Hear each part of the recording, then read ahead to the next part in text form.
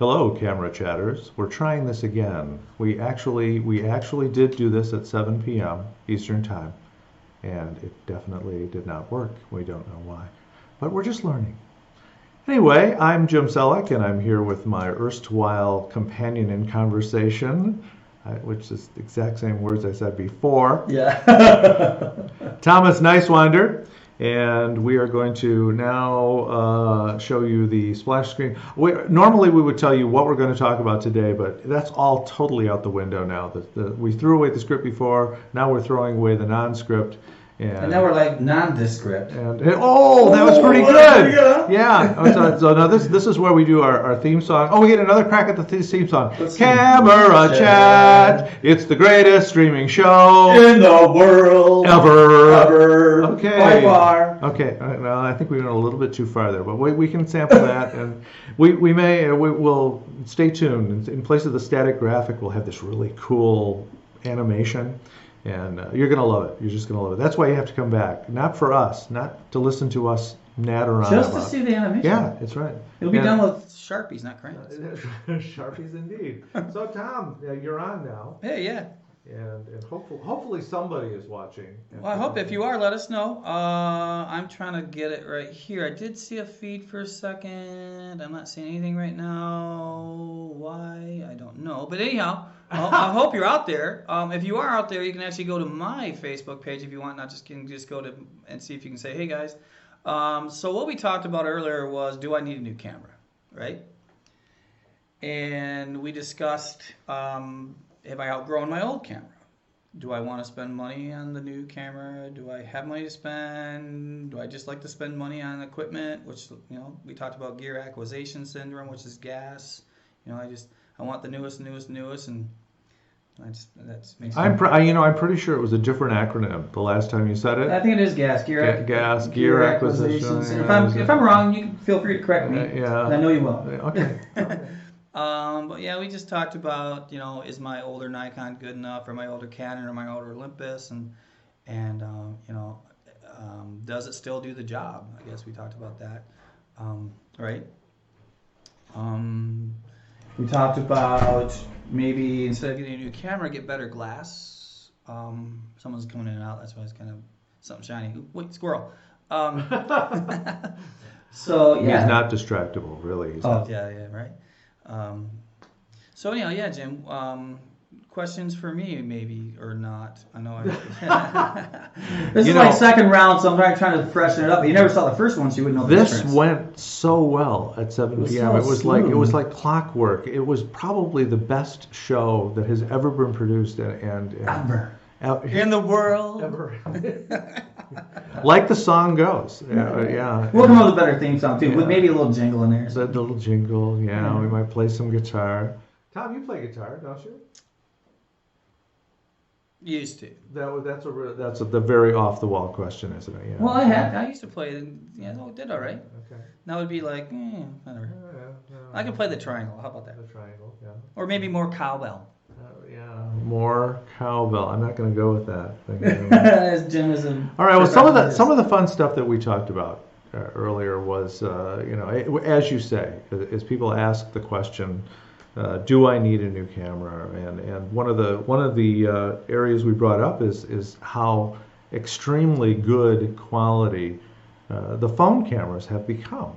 They're just astonishing, and for many people's use, they're as good or better than they're going to get out of a DSLR. So it depends on what you need, or a mirrorless, by the way.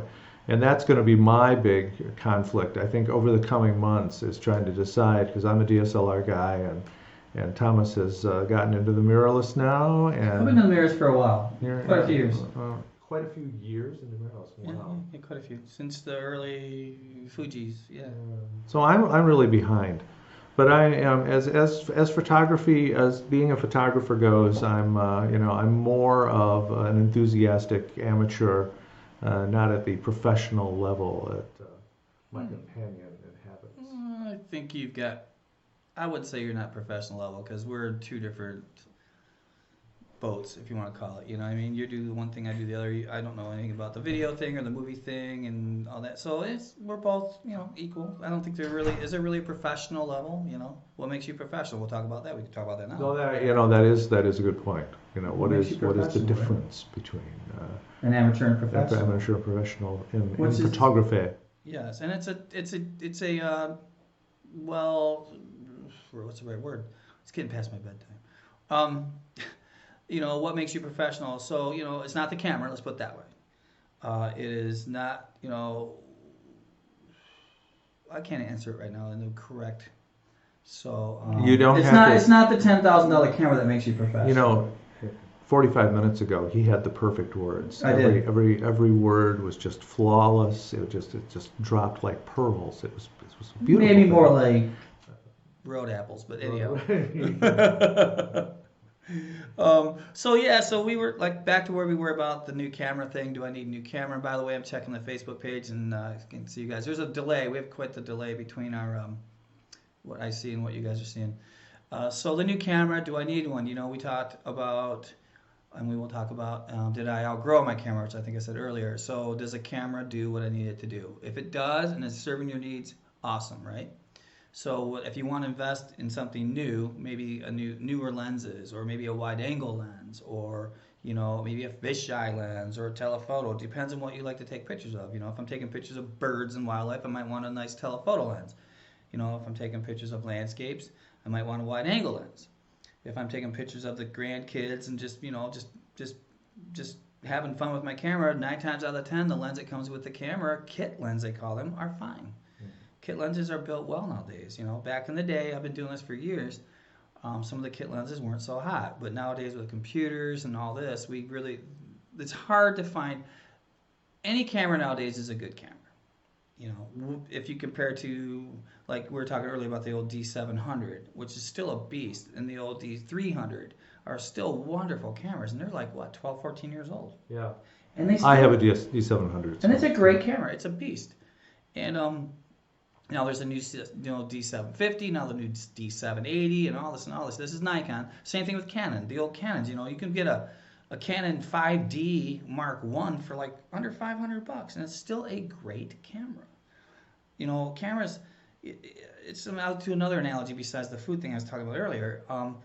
A good painter, does it really matter what exact paint I'm using? Does it matter exact what brush I'm using? As long as it gets the image, as long as it goes on canvas well. So the camera's the same thing. So as long as it's capturing what you want, you're happy with it. Now, if it's too noisy, we talk about noise. If it's got too grainy, let's say call it. If it's just not a high enough megapixel, or maybe not a high enough ISO, ASA, ISO nowadays. So maybe it's time to upgrade. And then we also, it's just, and you can talk to us about that. Hey, I got this camera. Do I need a new one? It doesn't have this feature or that feature. Some cameras bracket, some don't. Which bracketing is a way of taking multiple pictures, and that's a whole other subject too, right? So, do I need a new camera? And I'm a firm believer: update the glass, get better lenses, and spend a good lens. A good lens is going to cost you anywhere from $500 to $1,000, but it will last you forever, right? It's going to last you. It'll outlast the camera. And then say, okay, I got the lenses I like, and then upgrade, because camera technology changes every 6 months, if not quicker sometimes. So my answers earlier were different, but well, that you're reminding me of you talk about the analogies and metaphors, and one of the things that I brought up earlier. What was it that I brought up earlier? It was brilliant. I made an absolutely brilliant point. No, I was talking about remembering my very first SLR, which was, of course, film. So it wasn't a DSLR; it was just a regular SLR with film.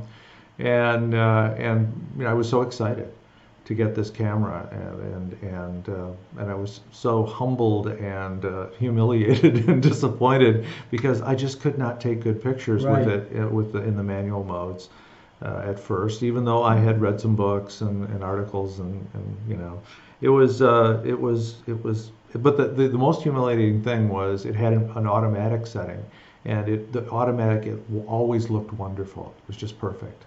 And here I had all these powers and abilities, and I just didn't know how to use them. Right. But that brought, and then you brought up the driving metaphor. Oh, yeah. Yeah, which I love.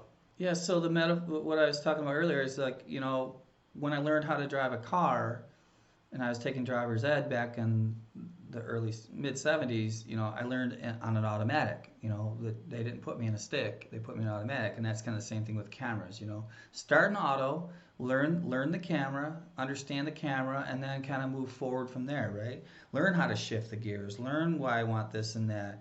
And so don't be afraid. Some of my best picture I've ever so far, the one famous picture, you want to call it whatever, that I've shot was shot in full auto on a pocket camera, in JPEG, and that picture has gone viral literally over the last few years, big time, and not one person that's asked me what camera I use, not one person out of hundreds and hundreds of thousands of people, not one asked me what camera, what were your settings. No one. That's a pretty picture, and that's all that counts. That looks good on the wall. Doesn't matter how you got it. It looks good on the wall. No one cares. Well, they care, but camera geeks like me do. But I'll ask you, what was the megapixels on that? Blah, blah, blah. So I think what we should segue into for next week's show is we're going to talk about the program, the dial on top of the camera says P, M, S, A, and sports and all this. And we'll talk about what all those dials mean and how you can kind of progress between them and why. We'll maybe stay in the auto mode and stay in like, okay, what's the sports mode do? What's the little picture little girl do? What's the picture of the mountains do? Why does the camera have this mountain mode or this or that, and tell you what that does. And then maybe we'll kind of set, maybe go into the why do I want to shoot manual. And the bottom line is why you want to shoot manual. If the camera can't get the picture you're trying to get automatically, then you need to know how to override the settings. And I think we can, that's another way that we'll get into that. And then we can get into more stuff as we go. We can talk about JPEG and RAW. We can talk about software. We can talk about lots of different things. So we just want to keep it slow, keep it simple, right? Keep it simple. That's an old sales term. Keep it simple, KISS. And I think that's a good way to go. And there's a lot of you guys out there that watch us that, I know way more than that. And that's okay. Just, tune in next week, right? Yeah. And as you speak, there's a number of things that I think we can talk about peripherally far off into the future. There's been sort of an evolution in the automatic point and shooters. This is something I've never told you about. I went through a period where I was looking for a better point and shooter, and I actually bought about a dozen different cameras from Amazon and other places that offered returns. And I shot the heck out of these things and did pixel peeping comparisons, and I hated them. It took me, it took me a couple of months to finally find one that I like. But in general, I'll go back in my records and find out what the years were. Yeah. But the first one that I had, which was actually a lost and found camera, right, the most gorgeous, beautiful. It was something like a Casio or something like that. Some of those old cameras got really nice lenses. And I've got one of my first prize-winning shot. I was out working in Las Vegas as a musician, and I was on Las Vegas Boulevard, and I used this cheap little lost and found camera, and I got a night shot that to this day it's one of the best things that I've ever shot. There are some gems in those old point and shoots, the all-in-one cameras, and some of those old Nikons and Olympuses and Casios were just little gems. And maybe we'll bring in John that owns Westbourne Camera, and he's good at that. We got a couple of guys that just know these $10 thrift shop cameras that take really good pictures. And the point and shoot market, the little pocket camera market has had a hard time because it's really hard to keep up with your cell phone nowadays. And so we'll talk about all that. You don't have to have an expensive picture to get good pictures. Yeah. As long as you're happy, it doesn't matter what you shot it with. As a computer guy, I'm also a computer programmer during the day, and my feeling was that they just started adding too much automated enhancement into the pictures on these point and shoots. And what I wanted to see is what I shot. Right. I didn't care about having a lot of edge enhancement and things like that. I wanted to add that in post. I have the option to do that myself with software. So. There's also a thing now. People are liking shooting with the older low megapixel cameras because it's kind of a new look, right? We're getting used to this really sharp pictures, and there's art in this old camera stuff, and then in the software and what you use, and it's just photography's supposed to be fun, right? Mm-hmm. and that's what it's all about. Have fun. Don't get all upset because your equipment's not doing this. And we're not here to sell any brand of camera. We're not talking to you that we're, Nikon, Canon, Olympus, Fuji, whatever. It doesn't matter, because what Jim and I are passionate about is having fun and having good pictures and sharing that with you, right? That was great. Yeah. That was great. Yes. We're gonna use that as a promo, because Yeah. that's absolutely what we're. Yeah, what we don't we're care all what you about. shot with. We just want you to go. When I used to live in Hawaii and whatnot, and people go on vacation and they're out there for a couple, 3 weeks. They buy a new camera. They don't understand how to use it, and they come home and they don't have. They're like, oh man, my pictures aren't what I wanted. So, I feel as a photographer, my job as a workshop instructor is when you walk away and you're going to come home with something you're happy with. And we used to call, you're going to come home with a wall hanger, something you want to hang on the Yeah. wall, and you're happy that you went on that trip, right? So we're going to help you with camera chat. We're going to help you with what the new technology is. Do I need this? Do I want that? What does this mean? What does that mean? And so that's what we're about. We're here to help you become a better and a more confident and just a happy camper photographer. And have more fun. And have more fun. And It's about fun. yeah. Photography shouldn't be spelled with a P. It should be with an F. Funtography. Okay, it's too bad. That's the downside to live streaming. We can't take that back. I'm sorry. It's out there. Yeah, it's permanent now. Yeah, it's there. cast in stone, It's there forever. and it's gonna go in like my tombstone or something. All right. So I think we can call this slightly abbreviated session a Actually, we're at about success. 20 minutes It's a almost. close. That's fantastic. Now, the one thing we forgot to do is our acknowledgments and our thank yous. Yes. We want to. So why don't you take it away, Tom? So I want to thank John with Westbourne Camera for the use of the conference room. This is also our meeting space for our workshops and classes and whatnot. We have the conference room for classroom. We're going to add some more classroom. We are going to add, we do have a dark room. We're going to upgrade it so you can come in and learn film photography if you want to take some classes with us. We have cameras you can borrow. We also have a store in Dearborn. This is next to the old Adres, we have a lot of really gently used cameras that are cheap. You don't always have to buy new either. Used is a good way to go. If you need help with that, we can help you with what to shop for. But yeah, thank you, John.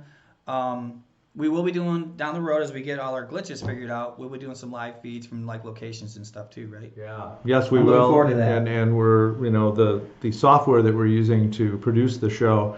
It has all kinds of powers and abilities, like we can bring in guests from Skype and stuff like that. Skyping and It'll things. be Yeah, exciting. it's be a lot of. Well, we yes. should mention that we are sitting here in Livonia, Michigan, USA. In case you're viewing us from Osaka, Japan, sorry you won't be able to probably see these cool local events and facilities we're talking about. But for those listening who are local, you're welcome to attend things. Yes, I think that's a good wrap, huh?